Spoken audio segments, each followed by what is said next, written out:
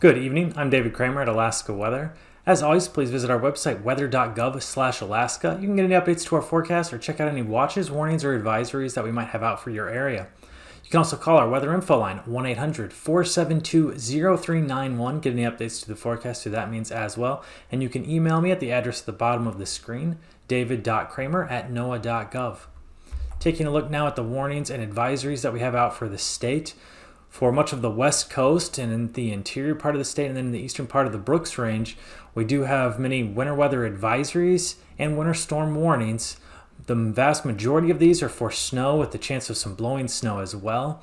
And as we have our system of warmer air moving through the state right now, starting to switch some areas over to a mix of snow and rain, overnight tonight and then through all day Sunday into some places early Monday morning, we are expecting some more snow to come in with some more cold air. It's going to dump heavy snow amounts and then the chance for some blowing snow as well. This is going to progress from west to east as we have colder air and another frontal system pushing in overnight tonight through much of Sunday and some areas into Monday morning. For exact times and details of snow amounts for your area, please visit our website, weather.gov/Alaska, to find out individual details for your location.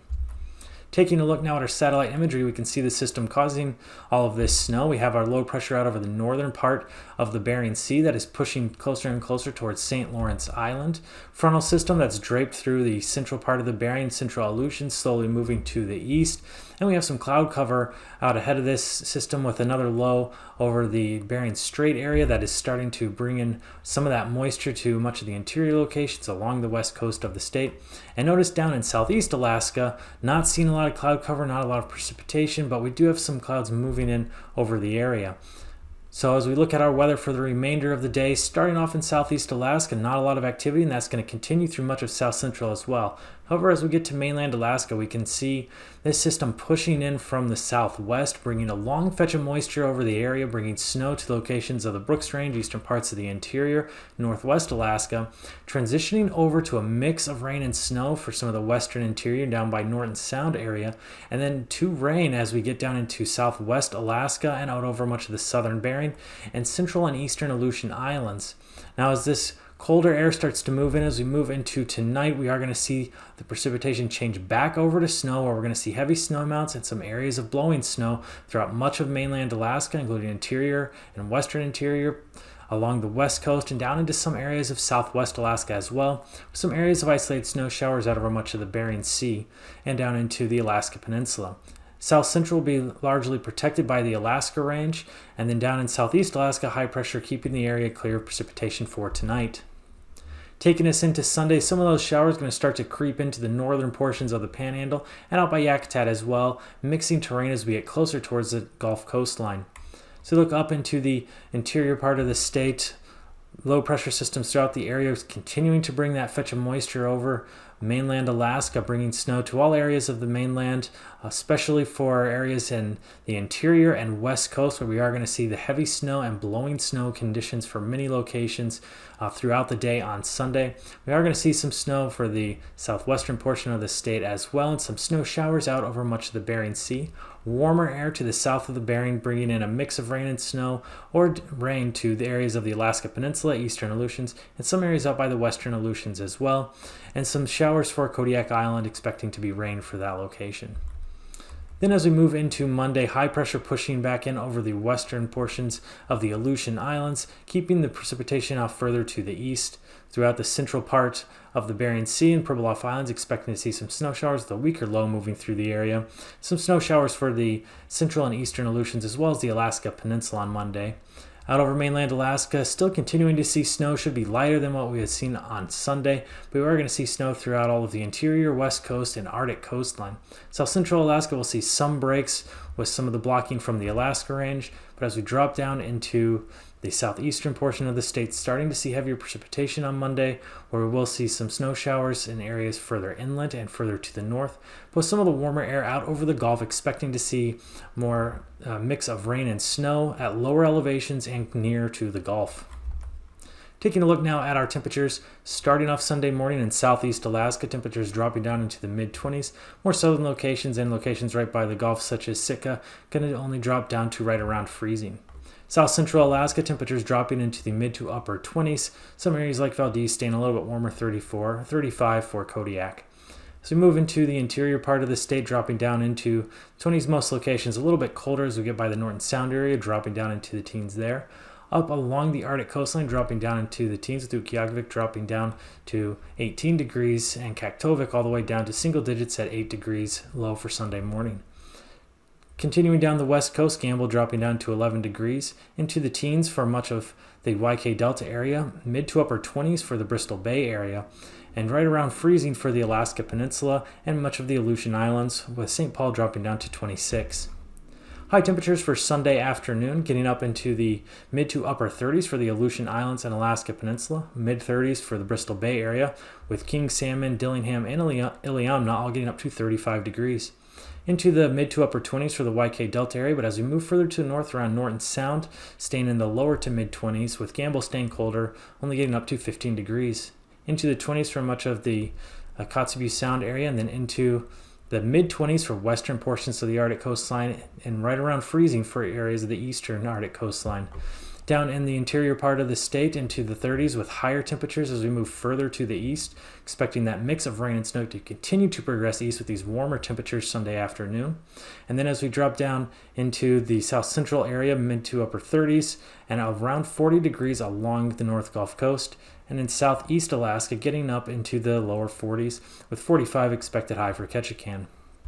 So move into Monday morning, all across the state expecting to see lower temperatures than we had Sunday morning, with that cold air coming in behind the system that's moving through the Bering right now. But we'll start off in southeast Alaska, temperatures dropping down to just above freezing. Down in south central Alaska in the mid 20s, whereas we get to more interior locations into the teens, with Glen Allen dropping down to 13 degrees, Talkeetna down to 15 degrees. To the interior portion of the state, into the lower teens, single digits for some areas in the northern part of the interior and out by the Seward Peninsula. Then as we go up on the Arctic coastline, single digits there as well. Kaktovik stands out a little bit warmer, 12 degrees. Arctic Village dropping down below zero at -3. Then as we move down into southwestern portions of the state, getting up a little bit warmer by Bristol Bay, right around 20 degrees for those lows Monday morning, and down around 30 degrees for the Aleutian Islands and 24 for St. Paul. Monday afternoon high temperatures still staying a little bit colder than what we had seen on Sunday, getting up into the upper 30s for the Aleutians and Alaska Peninsula, mid 30s for the Bristol Bay area, and then teens for much of mainland Alaska for the interior west coast and Arctic coastline, into the 30s for south central Alaska, and right around 40 degrees for the Panhandle, with 38 at Yak. And now, aviation weather around Alaska. Start off our aviation section with a look at our flying weather starting Sunday morning. We do have widespread MVFR conditions out over the Bering Sea and Aleutian Islands, out into southwest Alaska as well, including Bristol Bay and the YK Delta. As we move up the west coast of the state, we are expecting some IFR conditions for the Seward Peninsula and up through the Kotzebue Sound area. Then some MVFR conditions along western portions of the Arctic coastline, becoming VFR as we get further to the east. IFR conditions in the Brooks Range, and then IFR conditions for western portions of the interior, and MVFR for eastern portions, and then MVFR conditions for much of south central Alaska, whereas the Panhandle should remain VFR throughout much of the morning.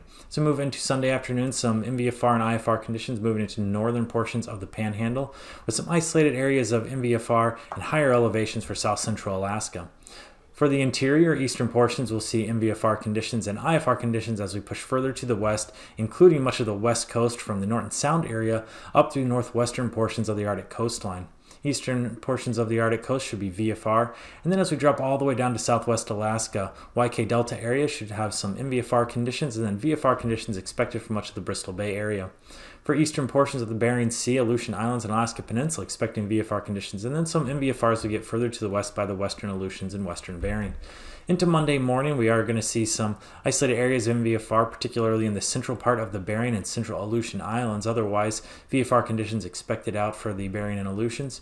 Starting to clear up in southwest Alaska as well. Going to see some more VFR conditions and some isolated areas of MVFR as we push further inland. Moving towards the interior part of the state, expecting to see some IFR conditions, and IFR up along the northwestern part of the state as well, with some MVFR for eastern locations of mainland Alaska. South central Alaska, primarily VFR, with the exception of some areas out to the east where we will see some isolated areas of MVFR conditions. Down in the Panhandle area, primarily MVFR with IFR conditions as we get further inland. Then on Monday afternoon, conditions clearing up somewhat in the Panhandle area, primarily VFR with some areas of IFR or MVFR in the central portions of the Panhandle and further inland locations. Much of South Central will be VFR with the exception of some mountain ranges as we get further inland. Going to see some MVFR conditions there, and then widespread MVFR for the interior portion of the state up through the Arctic coastline with some IFR up along the North Slope coast. MVFR conditions down portions of the Norton Sound and Kotzebue Sound areas, and then primarily VFR down into southwest Alaska and throughout the Aleutian Islands and Bering Sea. Looking at our passes for Sunday, starting up North AKwx Pass, expecting to be IFR throughout the day, as well as Adigan Pass. Lake Clark and Merrill will both also be IFR throughout the day on Sunday. Rainy Pass will start off MVFR, then drop down to IFR in the afternoon. Windy will start IFR and then improve to MVFR in the afternoon. Isabel Pass will also start IFR, improving to marginal conditions in the afternoon on Sunday. Mentasta Pass starting off MVFR, improving to VFR conditions later in the day. Tanita Pass should be MVFR throughout the day on Sunday. Portage starting off MVFR, improving to VFR conditions. Chilkoot and White both starting VFR and then dropping all the way down to IFR conditions on Sunday. For our freezing levels, Sunday morning, surface freezing line riding through the Panhandle area, then up along the North Gulf Coast, out through the Bristol Bay area, and then through the southern part of the Bering Sea. Tongue of warmer air bringing some higher freezing levels throughout much of the Gulf with some strong southerly winds. And it's going to push that 6,000 foot freezing level up into the northern parts of the Gulf. For icing, much of mainland Alaska covered in icing, starting in southwest Alaska between 3,000 and 8,000 feet is expected. Above 4,000 feet for much of the west coast and northern part of the state. Below 10,000 as we drop down into the south central area, and then below 3,000 for the Panhandle. Taking a look at our jet stream, strongest portion of the jet is going to move over the Alaska Peninsula, 150 miles per hour out of the southwesterly direction, dropping down to 120 out over the northern Gulf. Much of mainland Alaska significantly lower in speeds as we get north of the Cook Inlet area, dropping down pretty quickly, sub 90 miles per hour. So we look at our 9,000 feet, westerly flow throughout much of the area. Strongest winds are going to be over southwest Alaska out of that westerly direction, around 70 miles per hour. Dropping down as we get over mainland Alaska down to 50 to 60 miles per hour, and northern locations should be much calmer with the wind speeds. However, out over the Panhandle area, westerly winds around 55 miles per hour. Down to 3,000 feet, similar flow pattern. Primarily, the strongest winds are over southwest Alaska, westerly direction, 70 miles per hour is expected, dropping down as we push further to the east, and weaker winds out over the Bering as well. And down to our turbulence out over the western Aleutian Islands, below 3,000 feet is expected. Then much of southwest Alaska into the interior, below 5,000 to 6,000 feet, and the west coast below 3,000.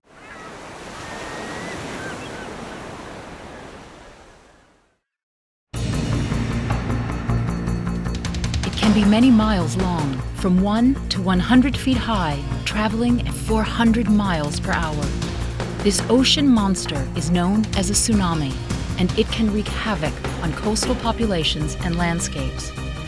A tsunami is a series of ocean waves caused by any large and sudden disturbance of the sea surface.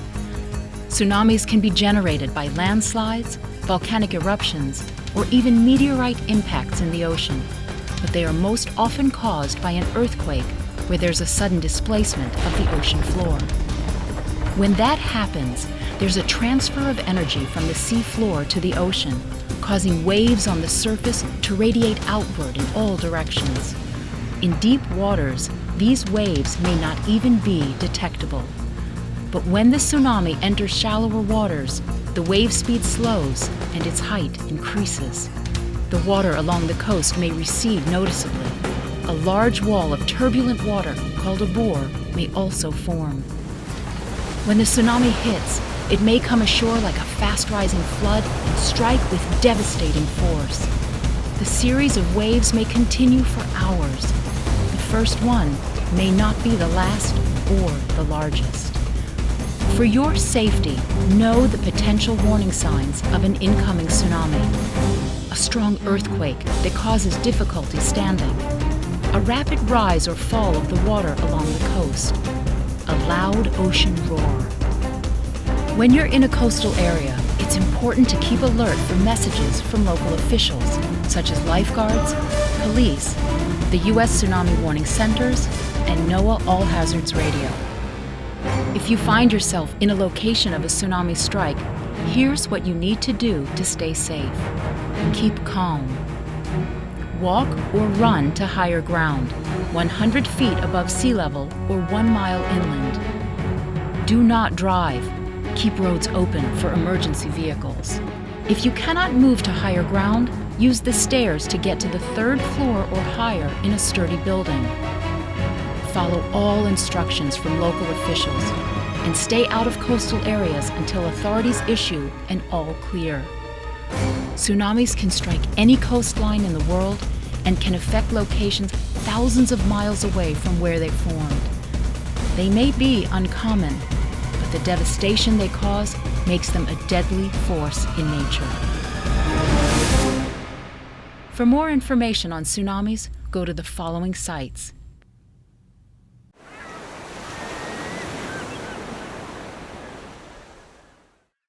Tsunami, a killer wave, speeding across the ocean at 400 miles an hour.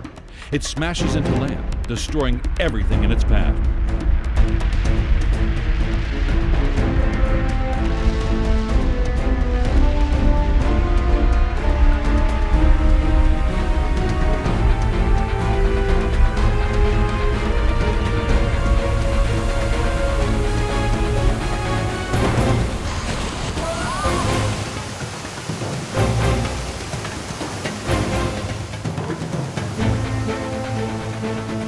Tsunamis do not have a season, but they can strike any coast at any time.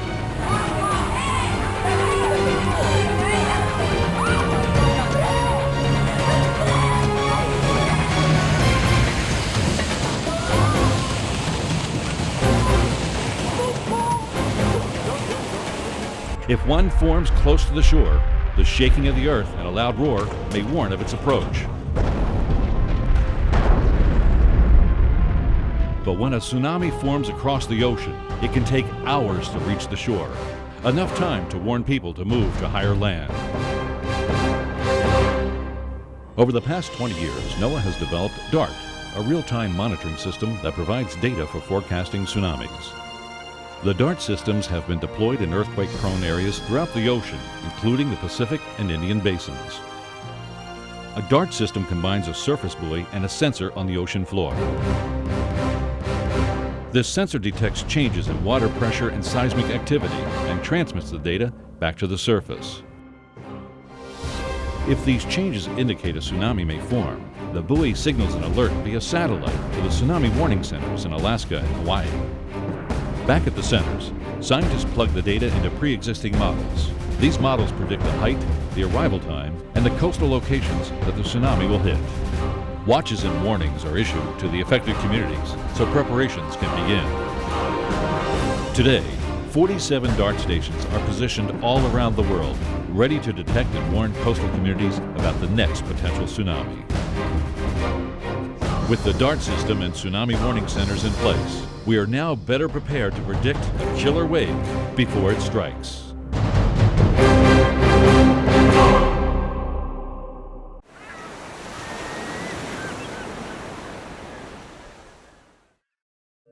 December 26, 2004.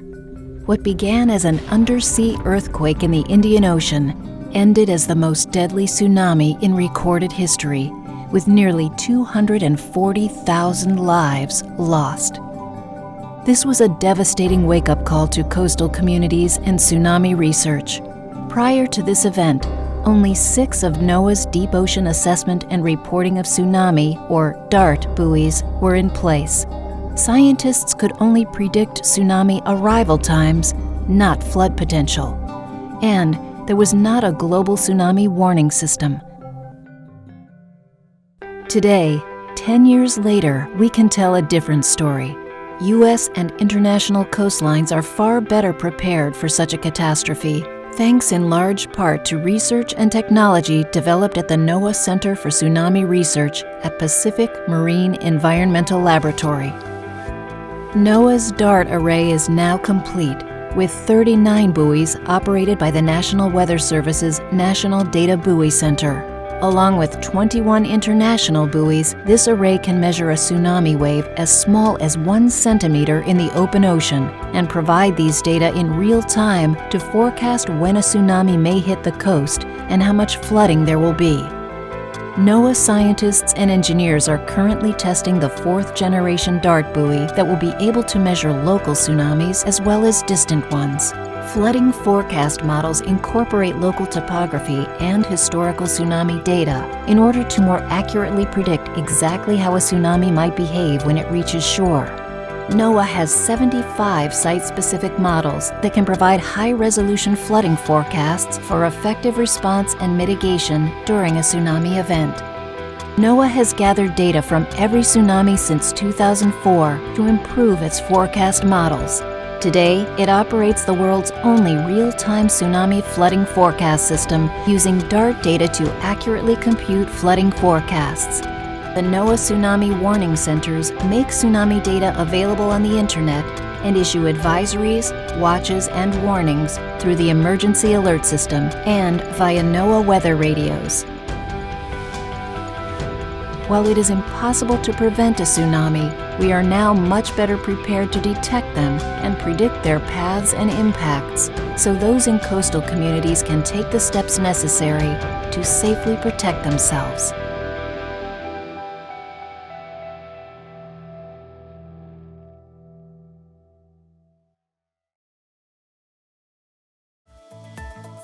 And now, marine weather around Alaska. Welcome back for the marine section. We'll start off with a quick look at our ice edge. In Cook Inlet, we do have ice continuing to slowly melt. Then out over the Bering Sea, we have some leads in the ice on some of the leeward sides that we've been seeing with winds from the southerly direction forming in between the shorefast and the pack ice. And then over the next couple days, we are expecting some colder temperatures to return, so we could have some regrowth of the ice along the ice edge. Taking a look for southeast Alaska, Sunday's forecast, we do have in the inside waters southerly winds 10 to 20 knots, becoming northwesterly as we get down in the southern portions of the inside waters, and then out over the Gulf, westerly winds 10 to 15 knots, getting stronger as we get further into the northern parts of the Gulf. Then on Monday, winds picking up quite a bit, westerly winds 30 to 35 knots out over the Gulf, seas as high as 19 feet in the northern portions of the Gulf. In the inside waters, starting up north in the Lynn Canal area, southerly winds 30 knots, seas 6 feet, becoming northwesterly as we get further to the south, 20 to 25 knots. And as we look out over south central Alaska, westerly winds throughout the Gulf around 35 knots, and then seas as high as 13 feet as we get closer towards the Barren Islands, 15 knots out of a westerly direction in Prince William Sound. In Cook Inlet, southwesterly winds 30 knots, seas getting higher from 7 to 10 feet as we get further south in Cook Inlet, and then up to as high as 12 feet as we get west of the Barren Islands. On Monday, flow continuing to be out of a westerly direction. In Cook Inlet, 25 to 35 knots, strongest further to the south, seas as high as 10 feet. And then as we get by the Barren Islands, 35 to 40 knots out of a westerly direction, and 35 to 40 knots out of the west for much of the Gulf, and 30 knots out of the west in Prince William Sound. As we look out by Kodiak Island and the Alaska Peninsula, Kodiak Island, westerly winds 30 knots. Then out over the Alaska Peninsula, 25 to 30 knots out of a westerly direction. Weaker as we get south of the peninsula, 20 knots there. Seas as high as 14 feet on the Bering side. Then on Monday, flow primarily out of the west by Kodiak Island, 25 to 30 knots. Then become more easterly and southerly as we get closer towards the Cold Bay area, around 15 knots there. For the Aleutian Islands on Sunday, we're looking at winds starting off for the western Aleutians, southwesterly flow 20 knots, seas as high as 11 feet. Then as we move back over the central and eastern Aleutians, out of a somewhat westerly direction, as high as 25 knots by the eastern Aleutians, and then down to 10 to 15 knots for the central Aleutians. For Monday, starting out west again, northerly winds 15 to 20 knots, seas as high as 7 feet. Central Aleutian Islands, northerly winds around 20 knots, and as we move to the eastern Aleutian, slow becomes more westerly, 10 to 20 knots. Weaker winds around 10 knots on the Pacific side, up to as high as 20 knots on the Bering side. Along the west coast of the state, westerly winds 35 to 40 knots, stronger as we get into Norton Sound area, southwest 45 there. And then a little bit weaker down by the Pribilof Islands, westerly winds 30 knots, seas as high as 17 feet. On Monday, continuing to see primarily westerly flow, 20 to 25 knots, until we get down by the Pribilof Islands, becoming southerly and a little bit stronger, around 30 knots there, with seas up to as high as 9 feet. So look up the northwestern part of the coastline and the Arctic coast for Sunday. Along the Arctic coastline, we do have southeasterly winds, 15 knots. And then as we get to the west coast, we do have flow becoming more northerly, 20 and then 30 knots as we get down on the west coast by Cape Lisburne area, and then 35 to 40 knots as we get closer towards the Bering Strait. On Monday, flow becoming more northwesterly, 20 to 25 knots until we get into the far eastern portions of the Arctic coastline, westerly winds 35 knots there. Taking a look for the remainder of tonight, we are going to have some colder air returning to the area, so some of those locations in the interior and southwest part of the state that have seen a mix of rain and snow are going to switch back over to primarily snow. We're going to have some heavier snow returning to much of the west coast, interior part of the state, and Brooks Ranch, where we do have out winter weather advisories and some winter storm warnings for snow and blowing snow. So as we move further into tonight, we are expecting that colder air to bring back the snow and blowing snow for areas along the coast and into much of the interior. And then we do have some of the snow extending down into the Bristol Bay area, out over much of the Bering Sea as well. South Central should be primarily protected by the Alaska Range, with just some isolated showers making it through. And the Panhandle will be covered by high pressure, keeping all the precipitation further out over mainland Alaska. As we move into Sunday, some of those showers are going to start to sneak into the northern portions of the Panhandle, with some showers along the North Gulf Coast as well, a mix of rain and snow with more rain closer towards the water. Out over mainland Alaska on Sunday, we are expecting that snow to continue throughout the day, with some areas of blowing snow in the interior Brooks Range and over the west coast. Down in the southwestern portion of the state, still going to see snow, and we are going to start to mix back with rain as we get into the southern portions of the Bering and the Aleutian Islands and Alaska Peninsula. Then on Monday, we're going to see lighter snow throughout mainland Alaska, some snow out over the Aleutians as well, and then a mix of rain and snow for much of southeast. These forecasts are for planning purposes only. Call 1-800-WX-BRIEF for a formal pre-flight briefing. Always file a flight plan before you go flying. The U.S. Coast Guard Auxiliary urges you to leave a float plan with a friend or the harbor master before you go boating.